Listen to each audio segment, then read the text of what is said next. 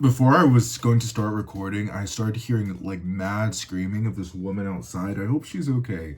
But anyway, I digress. Let's get into the video. So I just wanted to kind of come in with you guys as a one-on-one check-in type of situation because I have been having like this financial burden weighing down on me, and it's just been getting louder and louder. The cost of living crisis, which is very true for a lot of people, especially Gen Zers, is just out of control, and I don't know what to do about it. I feel like no matter how ambitious I am, no matter how I'm trying to find solutions, like I'm applying after job after job after job. I've applied since the beginning of the year. I've applied to nearly over 200 jobs. Now, granted, I moved country in between that time, but still, I've just been very unsuccessful. In the first part of this year, in 2024, I was working as a part-time dog walker, and part-time is a very generous word for it because really,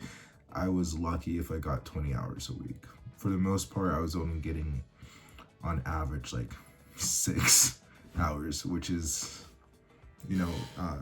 nothing. And I was living in Washington, D.C. at the time too, so that was just like completely unsustainable.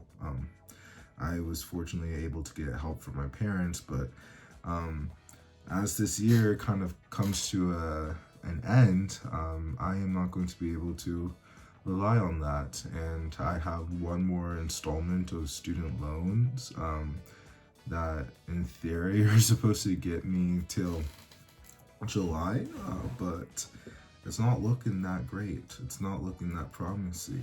I feel like our entire generation has been completely fucked over by the generations before us. Like, how are we like supposed to live? How are we supposed to sustain ourselves? And like, I'm 25, and this is like the most precarious time of one's life, is to be 25. I'm doing a master's, and I'm doing this because I wanted to do the master's. So me complaining about student loan debt, like, I know what I signed up for. However, it doesn't make it right. Like, it's very predatory. Like, higher education shouldn't cost as much, but it does. Anyway, I needed to do this program because it was a way of getting back to the United Kingdom, to London, but also it was going to be a way of, like, back then in the short term, just to sustain my existence, because I like fresh out of college, I tried getting work, and I got one job working as an educational assistant at a K-8 school in my hometown, and that was all right, but like I only was being paid max $1,400 a month.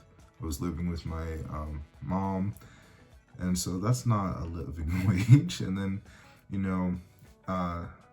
at the, like, for a few months later, I ended up applying for a job working for the Oregon State Legislature, and that was a pay raise, but like it was also just like really trying, and at times, most times, it's very boring, in the sense that there were times when you're just like waiting for other people to do their work.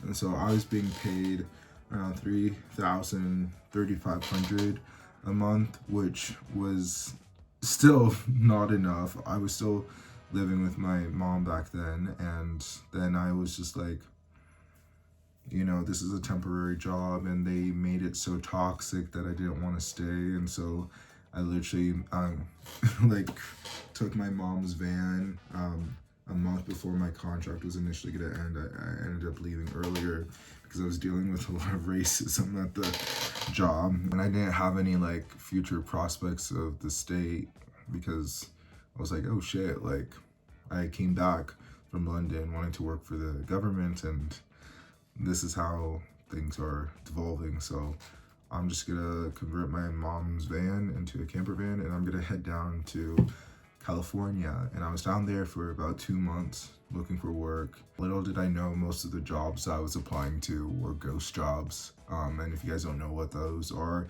it's essentially companies, I don't know how on earth this is legal, but essentially companies just post jobs, not necessarily thinking that they're going to hire them or consider hiring them, but at a later date, they just overall want to look competitive. They want it to in turn make it look like their company is more, in vogue, and it just helps the shareholders at the end of the day. Somehow, I don't understand the logic. It's definitely not something that should be legal, and it's quite a to the workforce, the potential people. But yeah, that was my entirety time, like in California, when I was in LA, and it was also during the time of the SAG-AFTRA strikes, and just generally speaking, like the media sector was contracting. And I did my undergraduate in media and communications with like a focus in media production.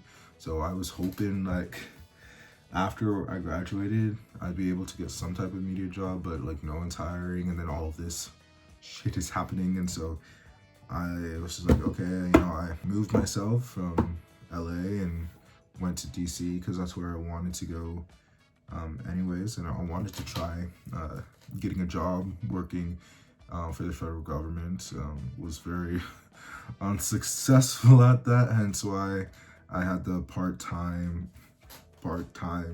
dog walking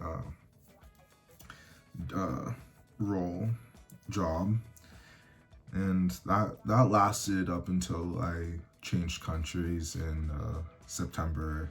Moved from Washington DC to London to do my master's in international law, which is a big pivot, but I've come to know specifically since the pandemic that pivoting is what's necessary in order to just survive life. Like, I've always had an affinity for like politics, but not necessarily that affinity through the medium of international law.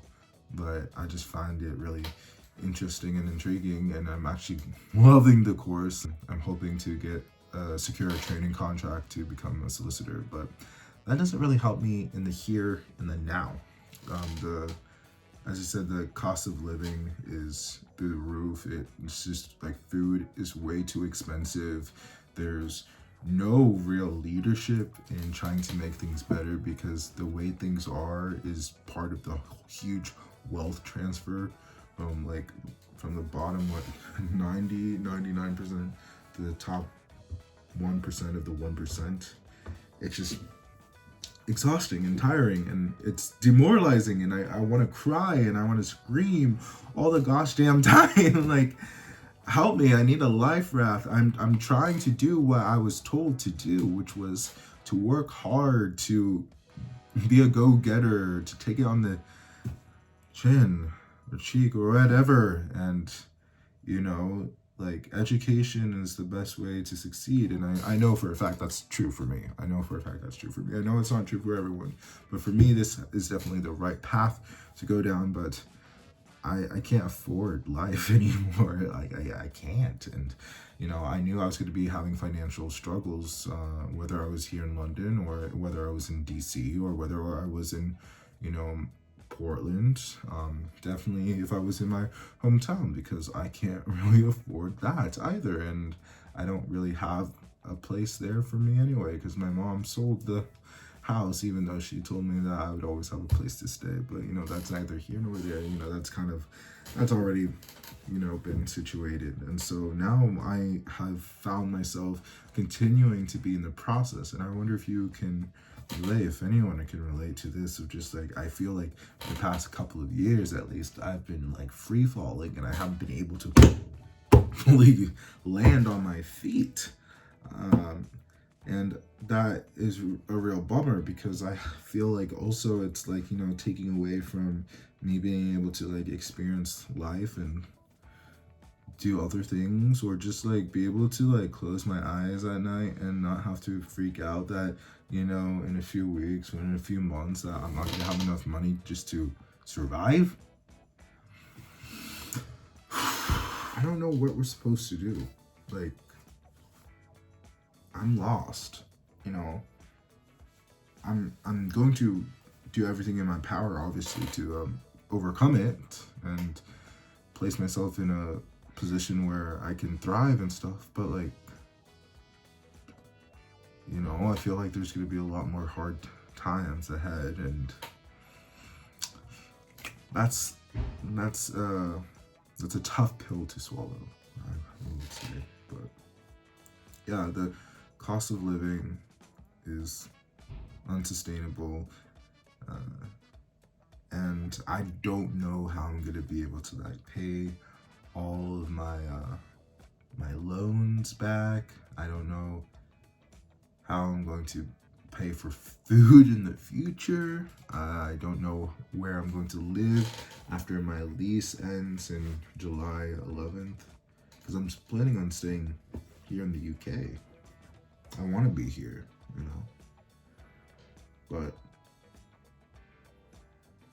how long can that happen if I don't have any like good job prospects? Like, I'm working less than part-time at H&M, and you know, I won't know until the end of January if they want to put me on like permanently. But if they do, I need to be given at least 20 hours a week. That's the max I can work with my visa, is 20 hours. And then outside of term time, I can work, you know, how many hours. Yeah. No, these times are bad, they're rough, and they're only gonna get worse, I think. But yeah, I don't know, guys. Do you have any suggestions of what I can do to help, like, make my situation better? Or if you guys just have, yeah, I don't know, any kind words.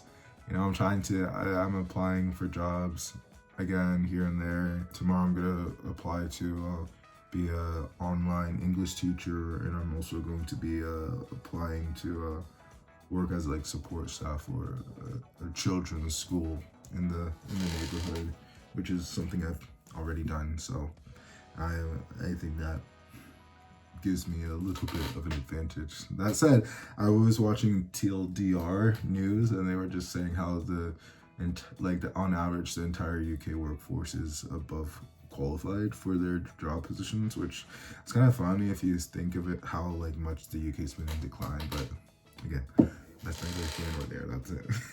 I hope that I don't know. I just need to like share this with you guys, and hopefully blue skies are just around the corner, and you know, we all come across some money, and we're able to create a solid foundation for ourselves in the future, because god damn it, there's no other way to go than to swim, than to thrive, because I'm not gonna drown.